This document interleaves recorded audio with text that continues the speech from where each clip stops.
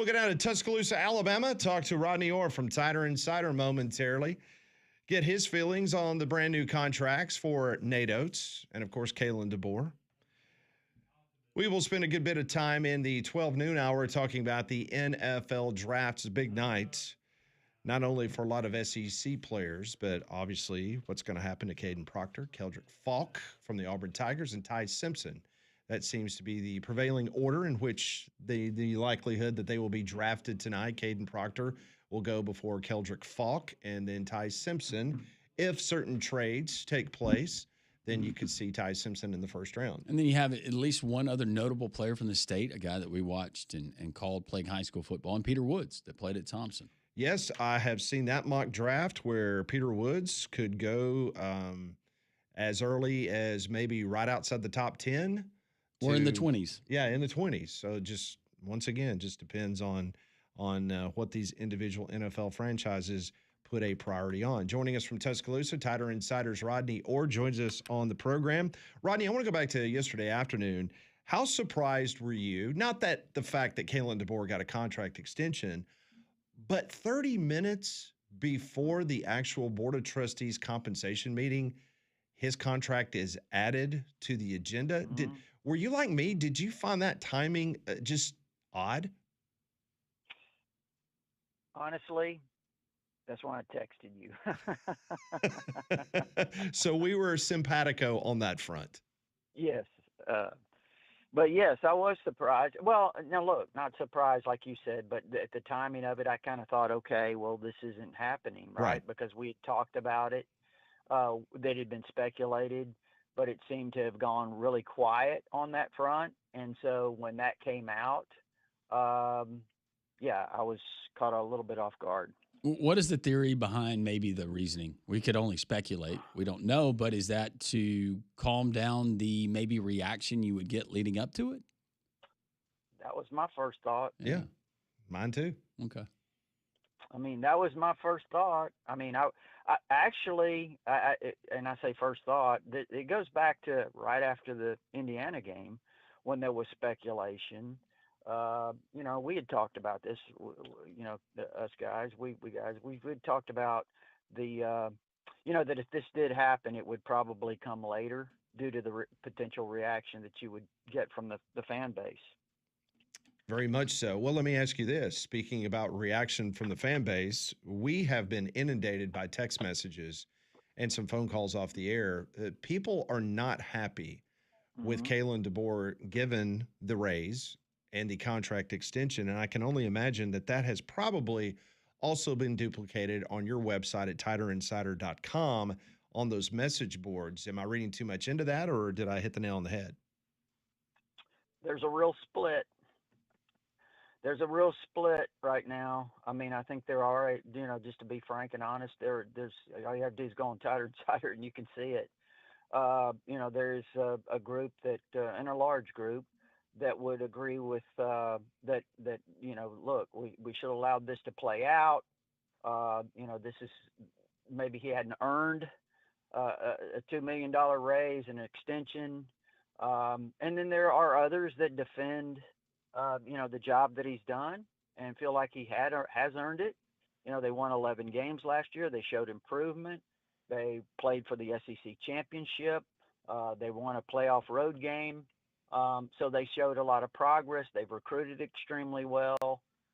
So all of those things, some believe are showing progress and that he deserved, the raise. But there is a strong, large contingent of fans that would disagree. Aside from him, other folks get raises. What was your reaction? What was your reaction there at Titer Insider when the general manager, Courtney Morgan, got another bump? I was just going to say Courtney Morgan. Yeah. 2 years ago, Courtney was making $550,000 a year, and now he's what, 1.2? 1.2 million. Yes, Rodney. Mm-hmm. Yes. That's inflation. So, yeah. Now, he has had some schools that come after him. I know that, DeBoer was keeping a close eye on USC there for a while. I think USC made a couple of pitches at him. Perhaps some other programs did as well.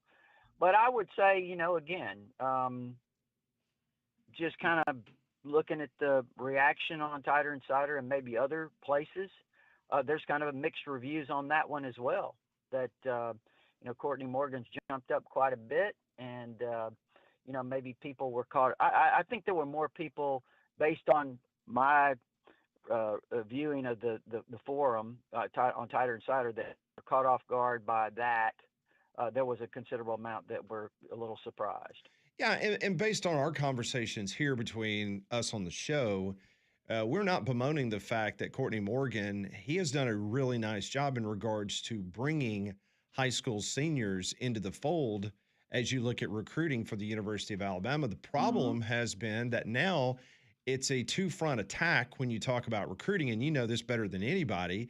Yes, it's about getting the new guys to campus, these seniors out of high school, but you also have to have success in the transfer portal. And let's just be honest, Alabama has probably missed more on that front than they have been able to get stars to come to Tuscaloosa. And I think that's probably why, the reaction for sure. And I think too, this is a big portal year that they've had this year, because I think, obviously up front offensively and defensively, which could determine the outcome of this season in a lot of these games.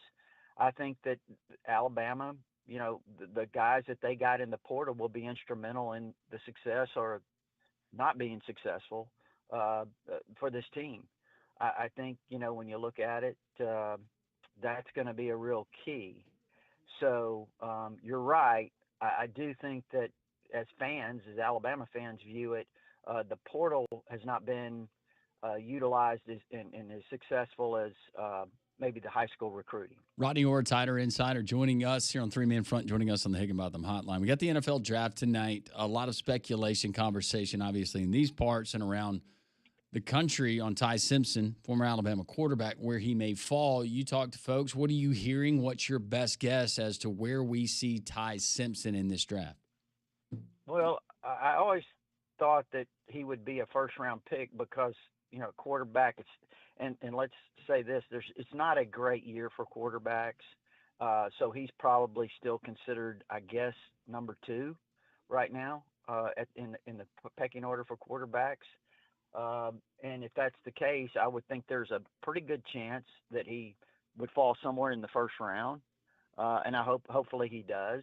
And hopefully Caden Proctor at tackle, hopefully he ends up in the first round. You certainly, if you're an Alabama fan, you don't want that streak since 2009 of first-round draft picks to be snapped. So at least one of those guys hopefully will go in the first round. But I would say that, would I be surprised if Ty slipped out of the first round? No, I would not. Let's talk about Caden Proctor for a moment. You have seen a lot of top-notch offensive linemen come through the capstone. In the pantheon or a ranking of Caden Proctor, I'm not asking you to say is he a top 5, top 10, top 20 all-time offensive lineman at Alabama, but throughout his career that spanned those 3 years, just your impression of what he brought to the table, and could that translate to a successful NFL career? Well, I think obviously his tools, his athleticism, his size, all of those things speak for themselves.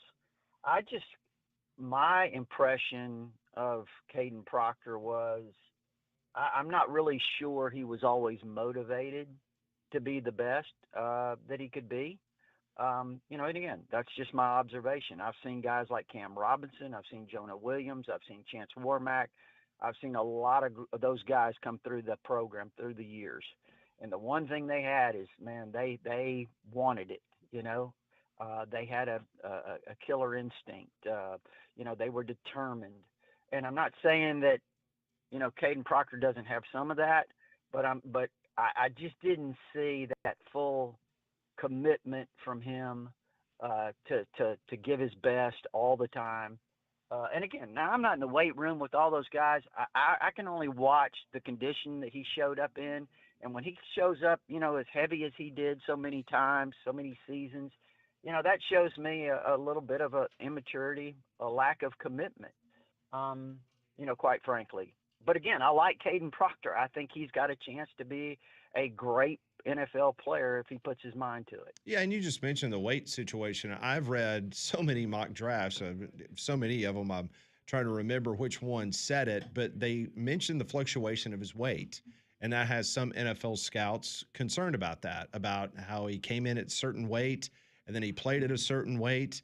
And then for the combine and for the purposes of the NFL draft, now he's dropped even more weight. So the fluctuation, like you mentioned, Rodney, has been something that even those that follow the NFL on a daily basis, they have noticed. It's pretty easy to see. I mean, you could see it after his freshman year. I thought he would be a lot like DJ Fluker. Right. When he came in here, he was 410 pounds. And, DJ maintained himself once he got into great shape. I mean, he was disciplined and all of those things. And I felt like, Proctor getting in this program, initially under Nick Saban, I thought, okay, this will be really good for him. But he just never quite – you never saw the consistency in the way he kind of maintained himself physically. Let me ask you about another one. And I've seen him be one of these surprises potentially, maybe not a first rounder, but maybe an early day 2 guy. And that's Jeremy Bernard. We've said on this program that if Jeremy Bernard had not transferred to the University of Alabama the last 2 years offensively for the Tide, it would have been looked a lot worse than the numbers that some of us have criticized about the offense. But my goodness gracious, Jeremy Bernard, he can make a lot of money in the NFL. Yeah, I think Jeremy Bernard, he has it between the ears. I mean, he has that want to, he has the desire, he has the discipline. He's very mature. I love the way he handles himself. And again, he's got the talent, and I think he gets the most out of himself. He's driven, and I think that's really what it comes down to for him. He's driven, and you mentioned Jeremy Bernard, but I'll say this: the crazy thing is, 3 of the guys that impressed me the most, Jeremy Bernard, Parker Brailsford, and Josh Cuevas. Yep. They all 3 came from Washington with DeBoer. Yeah. I mean, just the way they were driven and what they had. Kind of between the years and the leadership that they provided. There's not been a whole lot for Conrad to be excited about, but this latest Alabama basketball transfer portal got him pretty riled up. In a good way, Rodney. Tell us about Drew Fielder, the new big man who can stroke it from the outside coming from Boise. Yeah, Grant Nelson 2.0, we call him here on the show. Yeah, that's a good comparison. 6'11", 225. He started, I think he signed at Providence, but he followed the coach to Georgetown for a couple of years.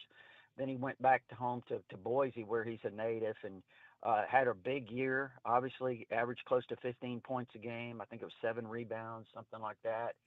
He's a guy that I think, as a big guy, will fit, the system that Oates has. A huge pickup. I know that not only did it excite Conrad, but it excited the crowd on Tighter Insider, and that's tough to do. But no, I think Fielder, I really like him to go with the other guys that they have. And I know some people say Brandon Garrison, the transfer from Kentucky, 6'10", 245. Maybe it wasn't extremely productive there at Kentucky, only averaged about 5 points a game. But he's a guy who athletically, some people think he's maybe more gifted than any big man Alabama's had recently, just in terms of pure athleticism. And of course, you had Jamarian Davis Fleming from Mississippi State, who I think people think is a really good athlete as well. All right, Roddy, NFL draft tonight. You going to wear your Caden Proctor jersey? I'd be dwarfed. It'd be more like a Snuggie. Yeah. Or like a blanket. Yeah. Rodney Orr, Tighter Insider. You can find all the work there at Tighter Insider there on X. Rodney, we always appreciate your time, your expertise, and, of course, your friendship.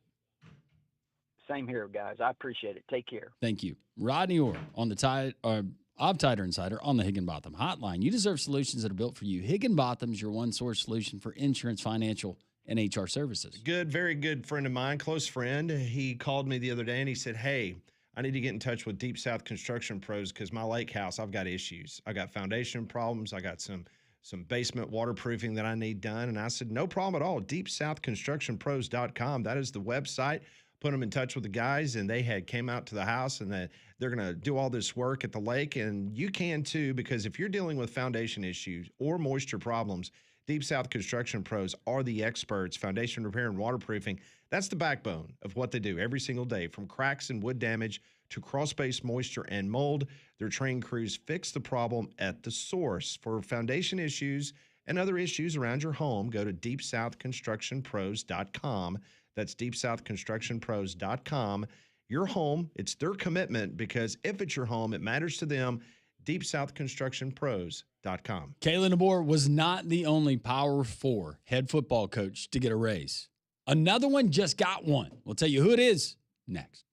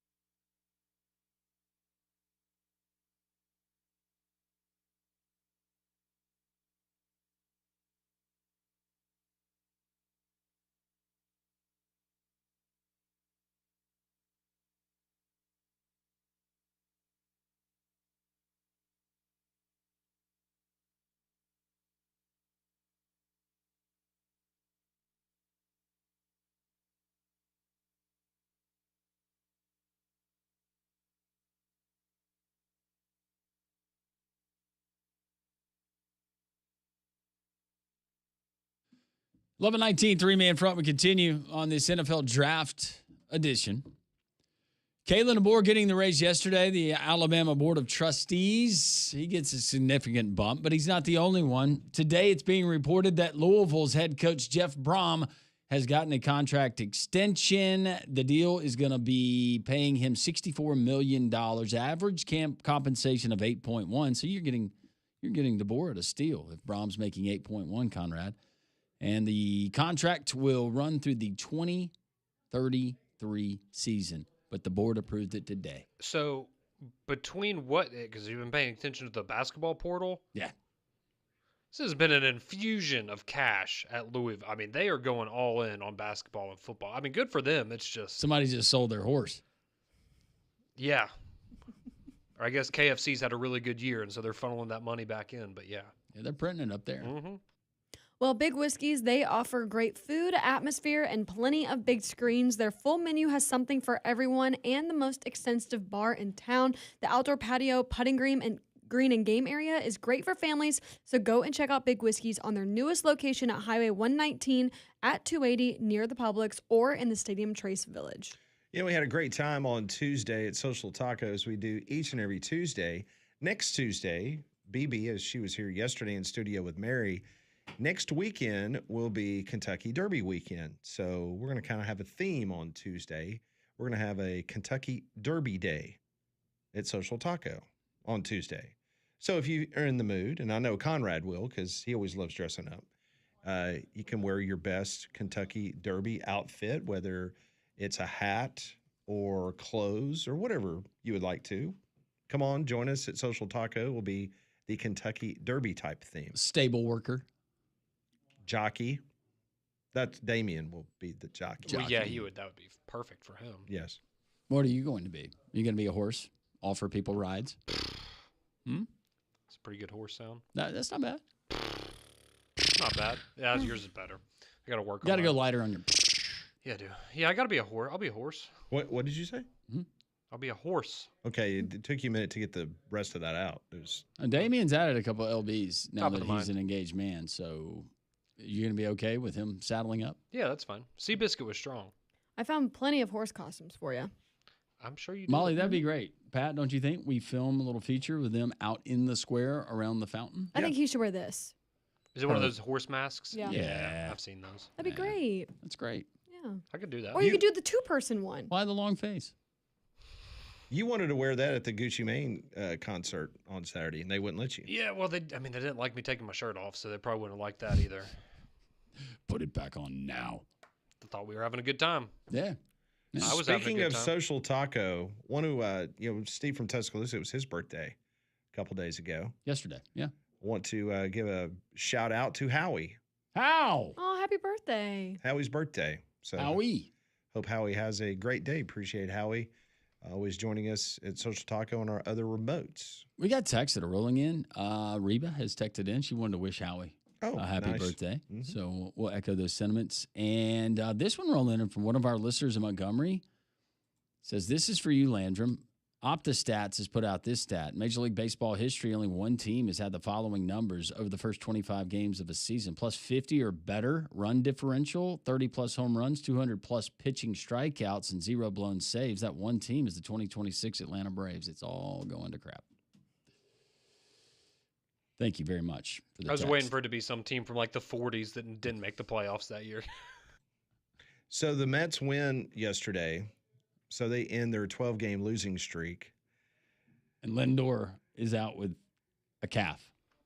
Oh, so he goes out. Now Soto's coming back. Yep. Did you see the clip of Soto yesterday where he was talking to the media and they asked him, they said, "Have you talked to your teammates while you've been hurt?" He said, "Nope. They've been on the road, so I don't talk to them." Like what? What a great clubhouse. That's a problem he had in New York. Just pay The me my first- money. Yeah, he kind of did that with the Yankees. Too. So it's interesting because I told you earlier, Fangraphs has the Braves at 90% to go to the National League playoffs, the Dodgers at 99%. Currently, this morning, according to Fangraphs, the New York Mets have the 6th best percentage to still make the playoffs. Wow. It's at 43.1%, but I'm going to kind of dispute that, and I'll pass this along to you. The previous 138 teams in the history of Major League Baseball that have lost 12 games in a season has never made the playoffs. Yeah, I feel pretty confident right now saying they won't make the playoffs. They're not a good team. So if they do, they will buck the trend that 138 teams prior to the Mets losing 12 games have never made the playoffs. I would guess part of that is they think that you get to the trade deadline and Steve Cohen will be desperate and And he just like Go and- unloads the barrel and do something crazy. does something crazy. Nobody saw this.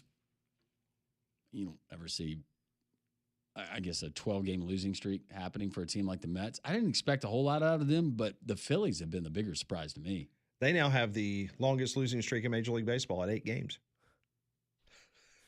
I mean, they Situational just hitting, Yeah, it's, traded it's, each other. Wow. it's been a joke for those guys. But here's the best stat of the Mets. The very best stat.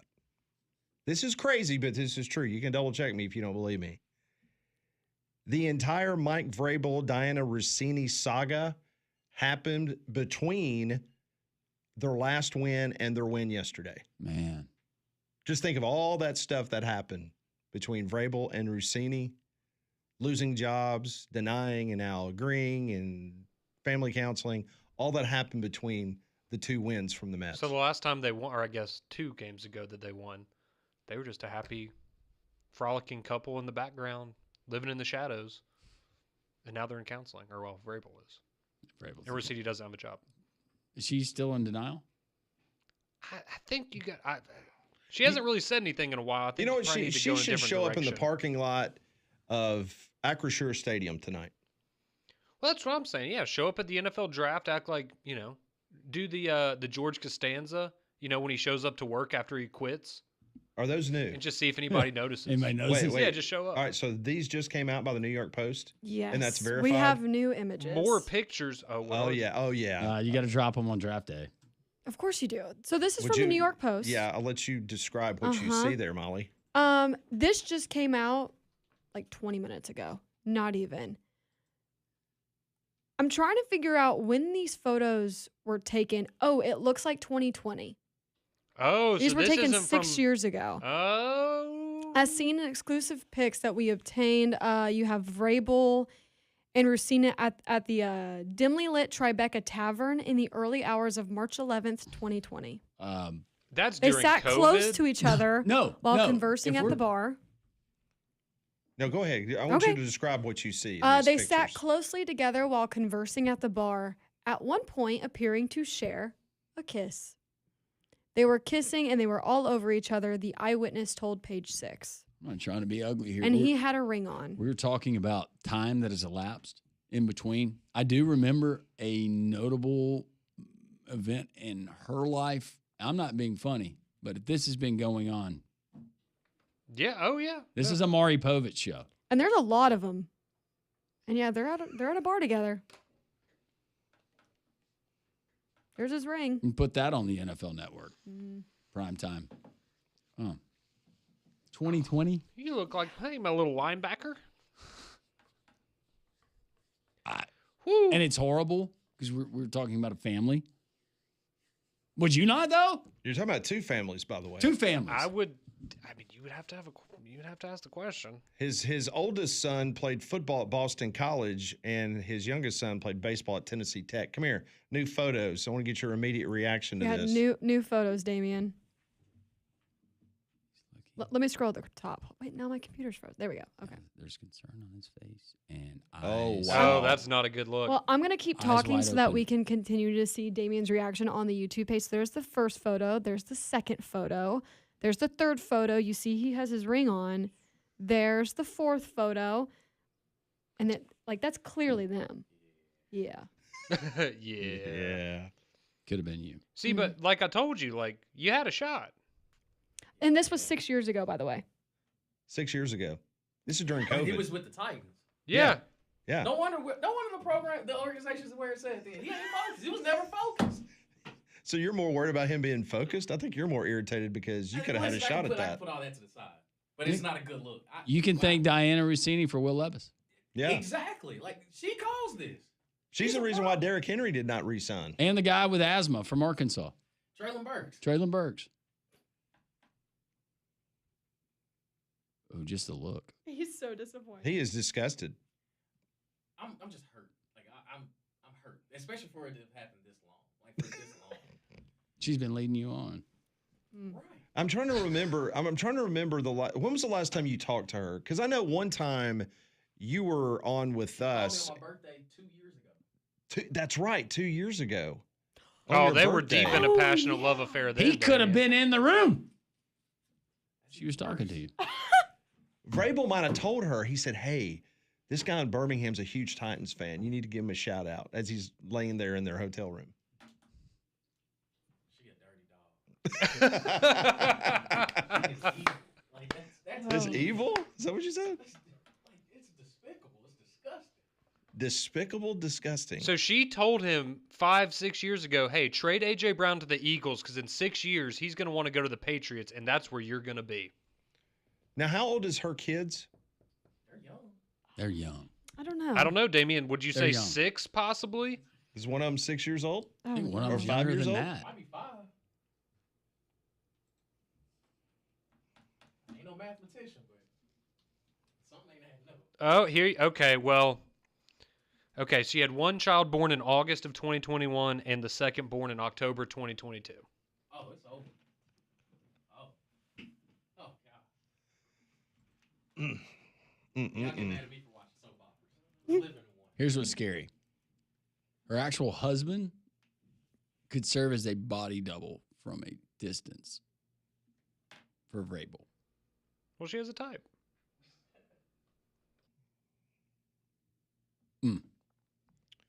Wow. So the New York Post. Very interesting how his statement comes out this morning that he's going to counseling, and then the New York Post drops more photos. Well, last night it was the photos of her and him having breakfast in Arizona. Which, by the way, they found out that like canopy thing cost over $2,000.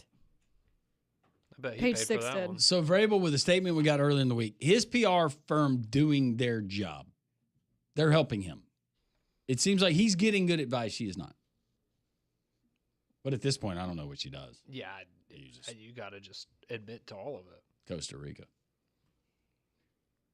See, but I just wonder, like, what level do you go to when you're talking to your family? If you're Vrabel, like, yeah, you know, this happened in Arizona, and then this comes out. Like, I really hope he Yeah. went down the whole list of Well, hopefully he came clean this from has the been get-go. going on for a while. I mean, potentially. Alan's asking the question we were naturally hinting around. Any chance any of her kids are Vrabels? Based on that timeline. Well, that was when March 2020. March 11th. One was born in 2021 and one in 2022. Yeah.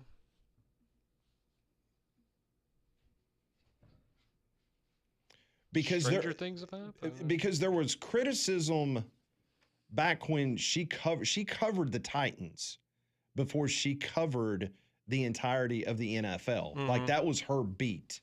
She was a Tennessee Titans NFL reporter. And there were some in the industry that hinted that, not saying that it was a romantic relationship, but because there was a relationship, friendly Because they were relationship. buddies. Yeah. Again, not saying that it was romantic, Right. but the feeling was, well, man, they're kind of really chummy with each other. That's why she gets all of these insider stories. Yeah. And it irritated a lot of the other people that was covering the Titans. You know who else is lost in all this? You think the Titans knew about this? They sat on it, and that's why they didn't re-sign him? No, I don't think that has anything to do with that. You remember the old Washington GM whose wife? You think he's gotten a couple questions lately? Yep. I knew it. I Yep. was right the whole time. Because that wife had posted on Twitter that the general manager of the Commanders was having a relationship out of his marriage with Russini. Yep, and then she had to apologize. Oh, you know. Then she deleted the tweet. But now I bet those wheels are spinning up there. Thank you for all the Maury Povich memes we're getting. Man. That show still go on? I don't know, but Bring it back. And you know, a lot of those draft people, saw a lot of surprised people over the years on Yeah. that one. they are so ticked off because they would love to like do this story. Oh, I know, but they're in Pittsburgh doing the draft. And instead they're sitting there like, man, is Ty Simpson really going to go in the first round? It's fun piecing this timeline together. It's 6 years. That's a lot of gaps for us to fill in over the next couple weeks or I months. mean, I think they're. Well, we just have to naturally assume. So what happened to all of her friends that she was hanging out with on this trip? I'm sure they were at the tavern. Yeah, I'm sure they were there too. Just a girls' night at the tavern. Was Urban Meyer there at the tavern? I don't know. I don't know why you're asking me. He's more of a pub guy. No, I'm asking you because you got pictures on your laptop of whatever the New York Post had. That's why I said. I do not see Urban Meyer in these photos. Because it's a tavern and he likes taverns. Yeah. But it's just a picture of them, so we don't know who else is in the tavern. Correct. So, you know, Correct. you could draw whatever Who was- assumptions you Who want. was taking the picture? See, that's going to be the fun thing I that don't comes out know. of all this, because is it disgruntled spouse that hires a PI? Is it another team in the NFL that's doing some digging and throwing some dirt out there? Like, I mean, somebody, you have to imagine somebody paid to have somebody look into this and take these pictures. And they've been sitting on them for 6 years. Correct. So or is there a bartender that calls in and says, I'm not coming to work today? the eyewitness told Page 6 that Russini and Vrabel were at a hole-in-the-wall bar around 12 a.m., and they stayed for at least an hour flying under the radar. This is a quote from the eyewitness. They were having a glorious time. They were giving each other pecks, a bunch of pecks constantly. There was nobody in there. Nobody knew who they were. I don't even think the bartenders did. But obviously this person. Was this in Nashville or Tennessee? That was in New York. I think it was right? in New York. Yeah. Oh, in New York. Okay. Mhm. We will continue on. We'll talk NFL draft. We'll talk to Rob Pate coming up in about 10 minutes. This is Jock's 3-Man Front.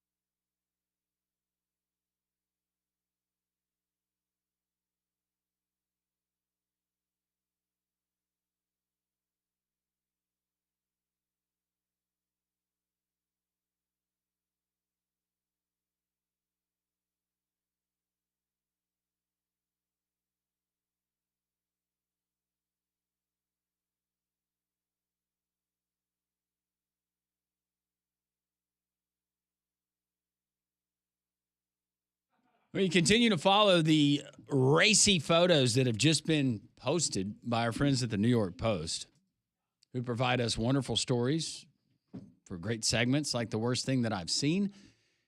Maybe the worst thing that the Russini family and the Vrabel family have seen. Molly, the newest pictures that have landed Yes. on your computer. Update people. Yeah, this is going to be fun. Update people, the timeline. What's going on here? And then what else you found during the commercial break? So if you are just now tuning in, there were more photos released of Diana Russini and Mike Vrabel being caught kissing at a New York City bar. And this was 6 years ago. This was March 11th, 2020. Basically, they were there. It was about midnight. They were there for about an hour. And the eyewitness says that they were, quote, all over each other, having a glorious time. I'm going to read this section of the article. It says the sportscaster and the NFL coach, whose wedding ring was visible in the photos, were, quote, very close to each other throughout the evening, according to our insider, who witnessed, and I quote, Russini's legs in between Vrabel's legs. Ah. That is a quote from the Page 6 article. I'm trying to play this out. I just think the way that they were sitting at the bar, it's like. Doesn't sound like they were social distancing. Very good call there. I think this was a few days before the pandemic hit. Well, So you you're could never close. be too careful. Okay. But we've done timeline. Like, see how they're kind of sitting? Oh. Yes. Yeah. Yeah. That's more than friends. Yeah. So apparently she was married 6 months after these pictures were taken. That's when she got married. Okay. So she 6 was, months. Yeah, she married Shake Shack executive Kevin Goldschmidt. And it was 6 months later after those photos. And when did you say their first child came into the world? August 2021. And I hate to play out potential scenarios, but just given that timeline, The question would have to be asked, yeah. well, and also though, how long had you been involved with your current husband? When did you guys decide to get hitched? 6 months after these. Oh, yeah, I mean, I think it's, yeah. That timeline would check out. I'm sure he's already Unfortunately. asking these questions, but I'm sure very painful to. Yeah, of course. I would think that she's hopefully come clean with him at least. Children are too young. I would hope so. A lot of text rolling in. Pat, a question for you from Michael. Pat, was Mike Price at the tavern? It's rolling, baby. It's rolling. I don't think it was that kind of tavern. I don't know if they had a stage. I just also want to point out Russini's original statement where she says the photos don't represent the group of 6 people who were hanging out during the day. Like most journalists in the NFL, reporters interact with sources away from stadiums and other venues. Such an unfortunate statement that will probably follow her career. Yep. Alan's got a great theory here. Do we think that maybe Connor Stallions was taking the pictures? Well, I mean, Vrabel's an Ohio Ooh. State man.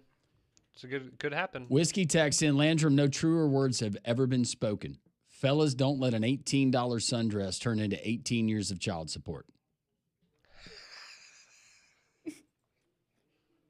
That's a good one. That's a good one. Whiskey, you are timeless. Mike Vrabel always did stress keeping your hands in the dirt. He did.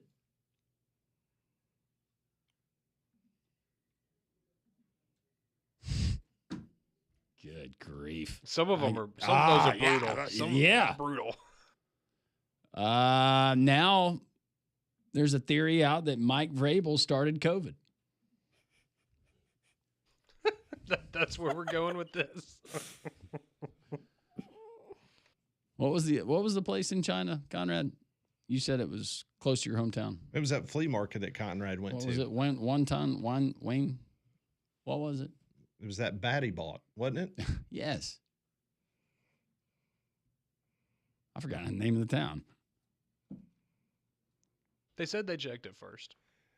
Is I believed them. Is the Athletic still investigating Diana Russini? I think that How's that- investigation's probably How's done. that investigation going by the New York Times? I think we launch a whole new investigation now.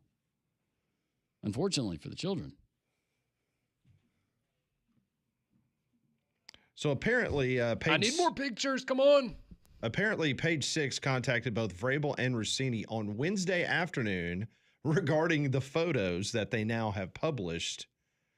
While neither commented for the story, Vrabel told ESPN just hours later that he'll miss day 3 of the NFL draft. So it's just so laughable how this is playing out.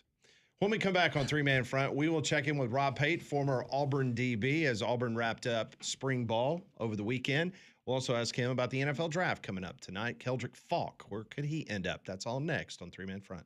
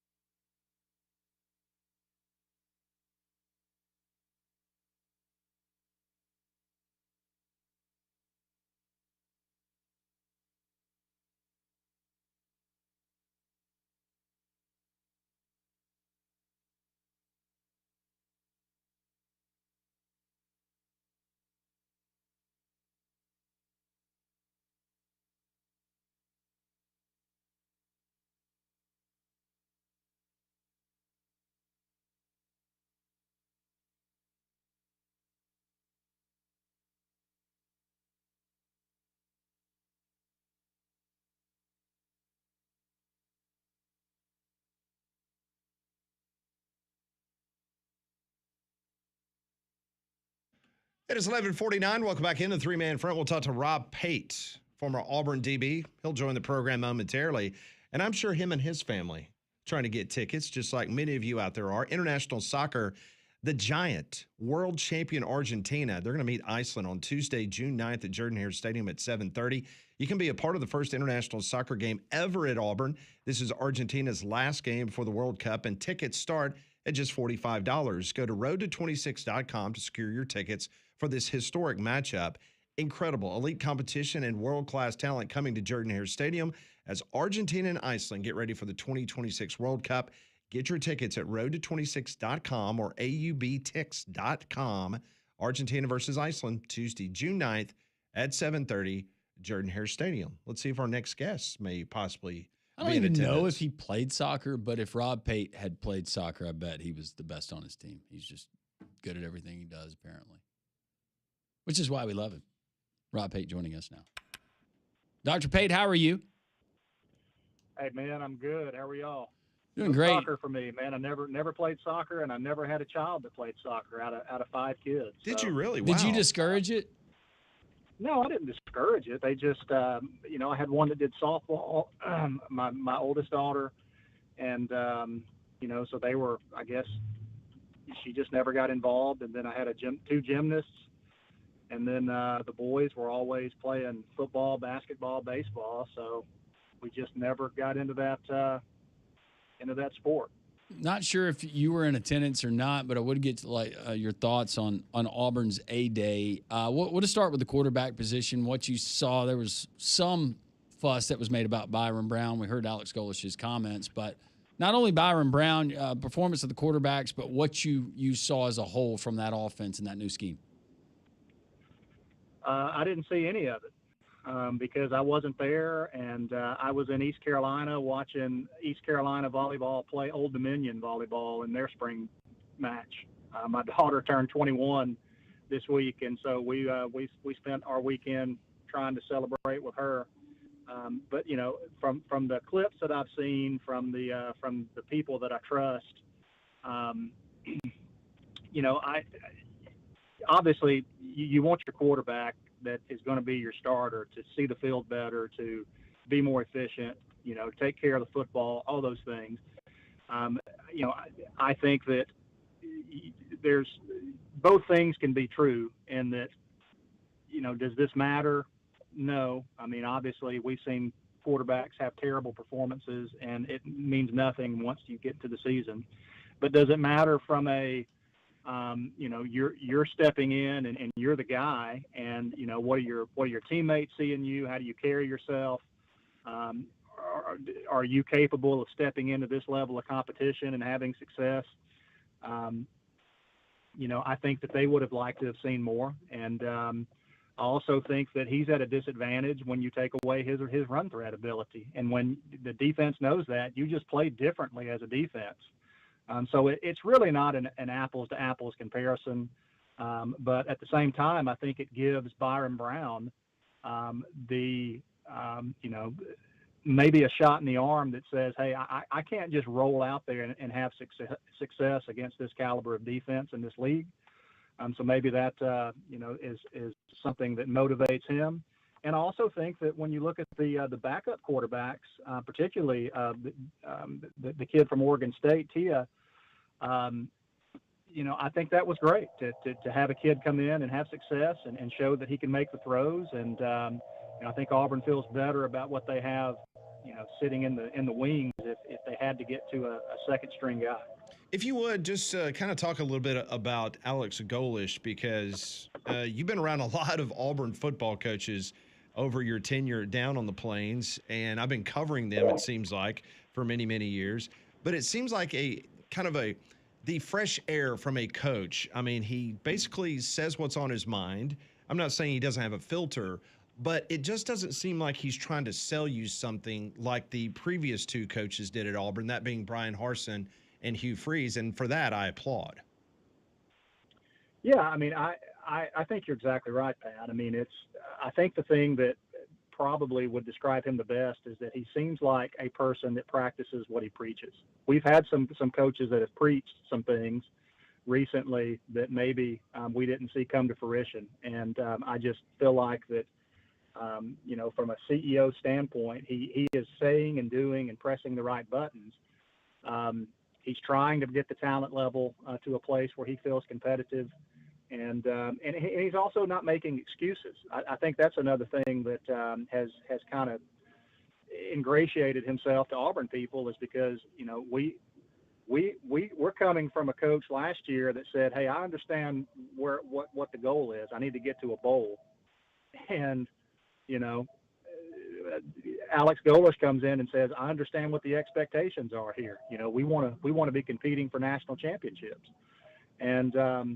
And although, we have to be able to walk before we run, I've always been of the mindset that we at Auburn need to get to a point where 10-win seasons consecutively that you can stack become meaningful. That's the issue, is that we can we can build to something, and then we just can't maintain it.